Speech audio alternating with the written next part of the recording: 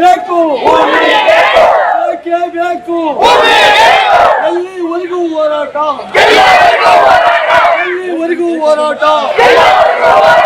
ಕರ್ನಾಟಕ ರಾಜ್ಯ ರೈತ ಸಂಘಕ್ಕೆ ರೈತರ ವಿವಿಧ ಸಮಸ್ಯೆಗಳಿಗೆ ಪರಿಹಾರ ಕಲ್ಪಿಸುವಂತೆ ಆಗ್ರಹಿಸಿ ರಾಜ್ಯ ರೈತ ಸಂಘದ ವತಿಯಿಂದ ಡಿಸಿ ಕಚೇರಿ ಎದುರು ಸೋಮವಾರ ಮಧ್ಯಾಹ್ನ ಪ್ರತಿಭಟನೆ ನಡೆಸಿದರು. ಈ ಸಂದರ್ಭದಲ್ಲಿ ರೈತ ಸಂಘದ ರಾಜ್ಯಾಧ್ಯಕ್ಷ ಕೋಡಿಹಳ್ಳಿ ಚಂದ್ರಶೇಖರ್ ಮಾತನಾಡಿ, ರಾಜ್ಯದಲ್ಲಿ ಈ ಬಾರಿ ಸುರಿದ ಭಾರಿ ಮಳೆಗೆ ಬೆಳೆ ಕಳೆದುಕೊಂಡು ರೈತರು ಕಂಗಾಲಾಗಿದ್ದಾರೆ. ಆದರೆ ಇದಕ್ಕೆ ಸರ್ಕಾರ ಯಾವುದೇ ರೀತಿಯಲ್ಲಿ ಸ್ಪಂದಿಸಿಲ್ಲ. ಜೊತೆಗೆ ಕಾಫಿ ಬೆಳೆಗಾರರು ಅರಣ್ಯ ಇಲಾಖೆಗೆ ಸೇರಿದ ಜಾಗದಲ್ಲಿ ಅನೇಕ ವರ್ಷಗಳಿಂದ ಬೆಳೆ ಬೆಳೆದುಕೊಂಡು ಬಂದಿದ್ದಾರೆ. ಆದರೆ ಇದೀಗ ಅರಣ್ಯ ಇಲಾಖೆ ಅಧಿಕಾರಿಗಳು ಅವರಿಗೆ ಕಿರುಕುಳ ನೀಡುವ ಕೆಲಸ ಮಾಡುತ್ತಿದ್ದಾರೆ. ಈ ಎಲ್ಲಾ ವಿಚಾರಗಳ ಬಗ್ಗೆ ಗಮನ ಸೆಳೆಯಲು ಈ ಪ್ರತಿಭಟನೆ ಹಮ್ಮಿಕೊಳ್ಳಲಾಗಿದೆ ಎಂದರು. ರೈತರ ಬದುಕಿನ ಸಂಕಷ್ಟಗಳನ್ನ ಸರ್ಕಾರಕ್ಕೆ ಹೇಳಲಿಕ್ಕೆ ರೈತರೆಲ್ಲ ಇಷ್ಟು ದೊಡ್ಡ ಸಂಖ್ಯೆಯಲ್ಲಿ ಬಂದಿದ್ದಾರೆ.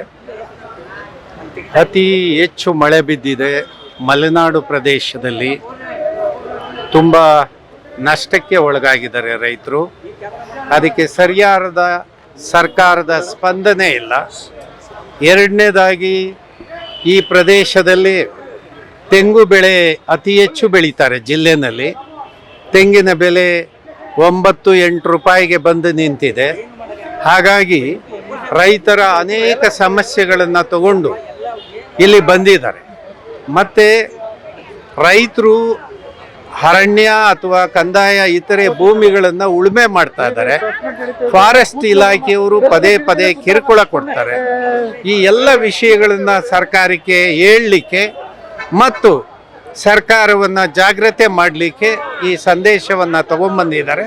ಹಾಗಾಗಿ ಇದನ್ನು DC ಅವರ ಮೂಲಕ ಮುಖ್ಯಮಂತ್ರಿಗೆ ಕಳಿಸ್ತಾರೆ. ಸ್ಥಳೀಯ ಹಾಗೂ ನಿಖರ ಸುದ್ದಿಗಾಗಿ ಸಬ್ಸ್ಕ್ರೈಬ್ ಆಗಿ ಬೇಮಾ ವಿಜಯ ಡಿಜಿಟಲ್ ಯೂಟ್ಯೂಬ್ ಚಾನೆಲ್ ಹಾಗೂ ಪಕ್ಕದಲ್ಲಿ ಕಾಣುವ ಬೆಲ್ ಐಕಾನ್ ಕ್ಲಿಕ್ ಮಾಡಿ ಕ್ಷಣ ಕ್ಷಣದ ಅಪ್ಡೇಟ್ಗಳನ್ನು ಪಡೆದುಕೊಳ್ಳಿ.